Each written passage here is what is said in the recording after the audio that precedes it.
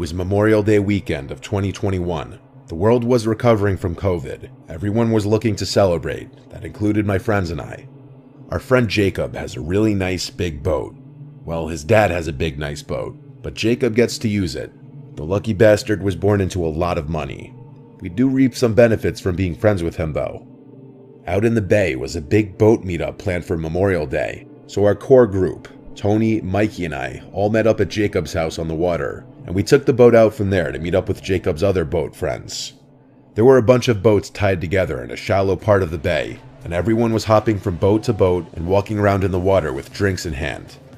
I was getting really drunk along with everyone else, and unfortunately, I'm including Jacob. No one really realized until it was too late that he had way too much to drink, and he was not okay to drive the boat back home.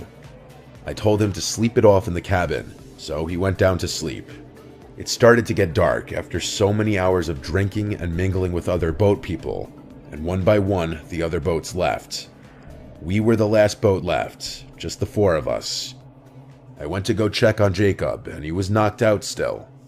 We had to stall for hours with each other until he finally woke up, and he did seem more sober now, so he started to slowly drive the boat back in the direction of his canal.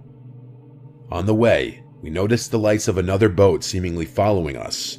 Jacob started freaking out, thinking it was the Bay Police. He didn't want to do anything suspicious like speeding up or slowing down, anything that might draw attention, so we kept our speed steady. We made it to the canal, and he lives about 5 minutes up the canal. The boat behind us was still following us up the canal. Jacob was really starting to freak out, worried he'd get a DUI and lose his license, and of course his dad killing him.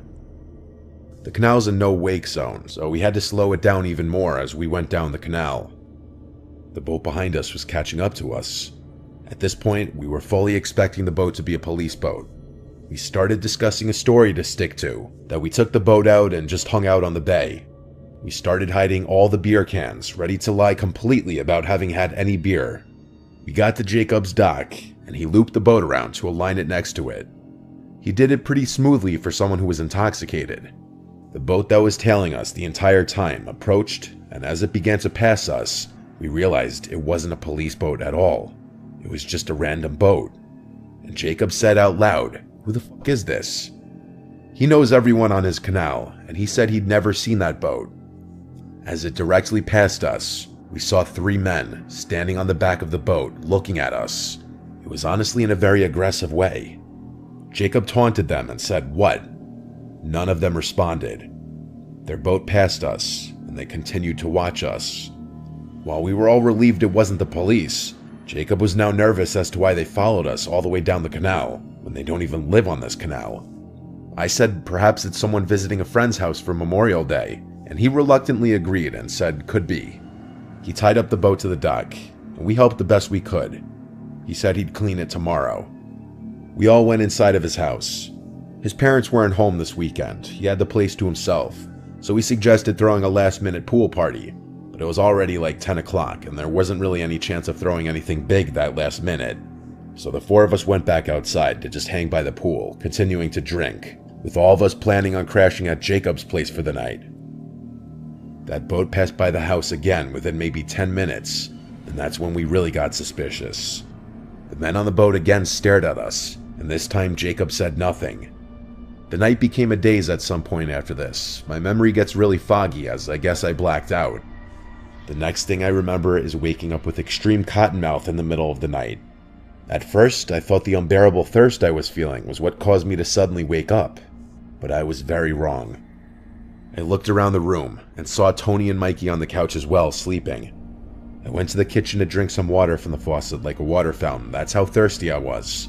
But in the kitchen, I was met with someone else, dressed in a cliché all-black robbery outfit, including a black ski mask, and he was clear as day holding a gun. I didn't scream. He aimed the gun at me and told me not to make a sound. An unexplainable feeling, knowing that my existence could have ended at any given moment and everything would turn black, washed over my body. He said to me in a quiet voice, "Where is the owner of the house?" I whispered, "I don't know." He asked me where the owner's bedroom is, and I shakily said upstairs. He had me lead him upstairs as he was behind me with a gun to my back. He threatened to shoot me if I made any sudden moves or calls for help. It was when I got to the top of the stairs that I realized there were two men behind me, not just one, both of them in the same all-black robbery attire. I really didn't want to, but I led them to Jacob's room, where he was passed out sleeping as well. The two men shut the bedroom door and had me wake Jacob up without making a commotion.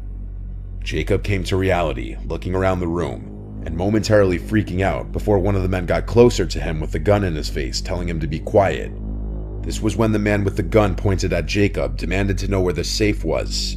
Jacob's family's loaded, and their house is huge, along with their boat, and it's common for rich families to have safes somewhere in the house. Jacob led the two men and myself to his dad's room, to a certain closet, and at this point, they forced him to call his dad to get the combination. Jacob explained to his dad that we were being held at gunpoint and he needed to give the combination, and so Jacob's dad complied. The two men took all the contents inside of the safe and put them into a bag. This included savings bonds, cash, jewelry, and various important documents. After this, they ran out of the house. We didn't hear a car speed away or anything, so they must have had a getaway vehicle further away, not on the block. But after posting on multiple outlets, including the Ring Neighbors feature, and reporting it to local news outlets, no one really could identify the two men. I think it's fairly safe to say those men on the boat followed us to find out where Jacob lived, since it was a very nice boat, and they must have seen potential dollar signs. I'd never been so scared in my life. I actually could have been killed if I made one wrong move.